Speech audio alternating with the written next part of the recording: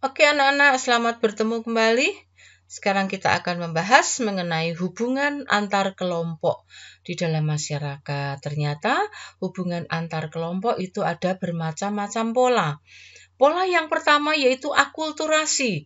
Akulturasi ini biasanya terjadi antar kelompok masyarakat yang berbeda kebudayaannya. Di sini salah satu kelompok menyerap unsur kelompok budaya lain untuk diterapkan dalam budaya sendiri. Tujuannya apa? Tujuannya supaya budaya milik sendiri itu menjadi lebih menarik, lebih indah, ya, lebih sempurna. Jadi di sini hanya menyerap saja tanpa menghilangkan unsur asli. Nah, contoh yang jelas ini adalah Masjid Cengho.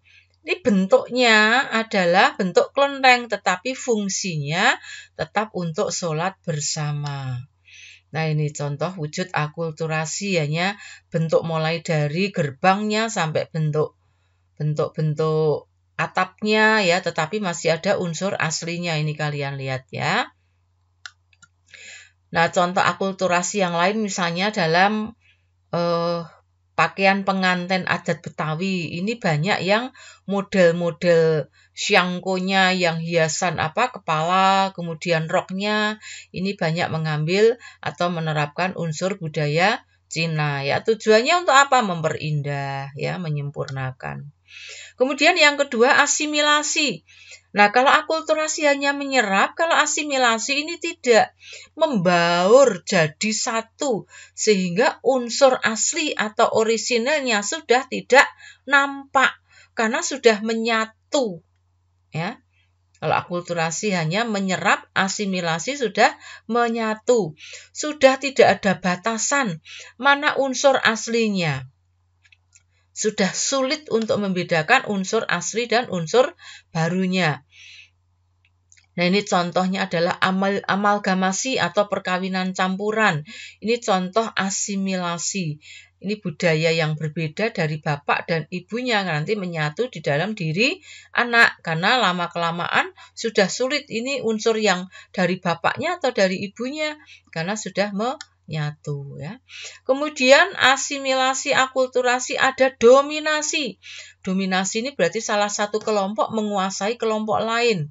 Ada juga pernah terjadi genosida, yaitu pembunuhan terhadap salah satu kelompok, tapi ini dulu ya, sekarang sudah tidak ada. Contoh dominasi yang lain misalnya dominasi dari kelompok pribumi terhadap pendatang. Misalnya pernah terjadi kulit putih Prancis, ini mereka dominan terhadap para pendatang dari Aljazair, Cina maupun Turki yang mereka mencari pekerjaan di Prancis. Pernah juga terjadi hierarki usia, misalnya yang usia tua cenderung lebih dominan daripada usia muda, yang laki-laki lebih dominan daripada perempuan. Ini juga contoh dominasi yang kadang-kadang tidak kita sadari. Ada juga bentuk hubungan pengusiran. Jadi salah satu kelompok mengusir kelompok lain karena mungkin tidak suka dengan kelompok tertentu yang ada di wilayahnya kemudian diusir. Ada juga paternalisme. Nah, kalau paternalisme di sini dominasi kelompok ras pendatang terhadap pribumi. Kebalikannya dari yang tadi kita bahas ya. Nah, di sini justru pendatang yang menguasai. Ya, misalnya penjajah, ya jelas itu pendatang dan menguasai. Ada eksploitasi. Nah, kalau eksploitasi ini cenderung salah satu kelompok apa? Memanfaatkan kelompok lain secara tidak wajar sehingga mengabaikan kepentingan kelompok tersebut. Misalnya eksploitasi terhadap sumber daya alam yang dimiliki penduduk asli, ya. Ini contohnya ya, membangun lahan sawit dengan membeli harga murah tanah milik penduduk sekitar, atau tambang batu bara, tambang pasir, tambang emas, sering mengabaikan kepentingan penduduk sekitar. Nah, ini contoh ya, kelompok pengusaha yang cenderung eksploitasi terhadap lahan milik rakyat. Ada juga segregasi. Segregasi itu pemisahan. Jadi salah satu kelompok memisahkan sendiri. Entah karena sombong, entah mungkin karena mereka memiliki kekhasan sendiri yang tidak mau bergabung dengan kelompok lain. Contohnya adalah ini kelompok keturunan ras Cina yang tinggal di Chinatown ya di Singapura. Ini kadang-kadang, tapi kalau yang di Singapura ini mereka masih membaur ya. Ada kelompok Little Japan di kota Italia di Amerika Serikat ya.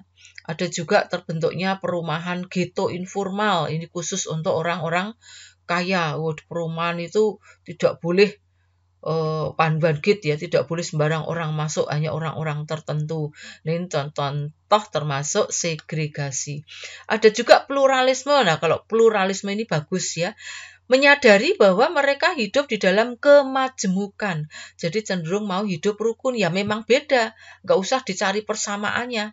Sampai kapanpun ya memang tetap beda. Yang penting mereka saling toleransi, saling menghormati.